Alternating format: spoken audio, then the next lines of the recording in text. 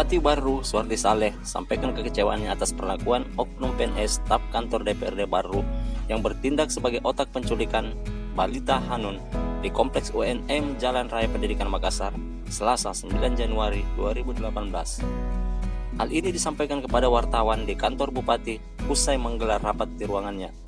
Suhardi Saleh mengatakan sangat kesal dengan ulah pelaku, apalagi ia merupakan paman Hanun sendiri. Yang jelas itu harus dapat sanksi yang berat tentunya dengan ketentuan.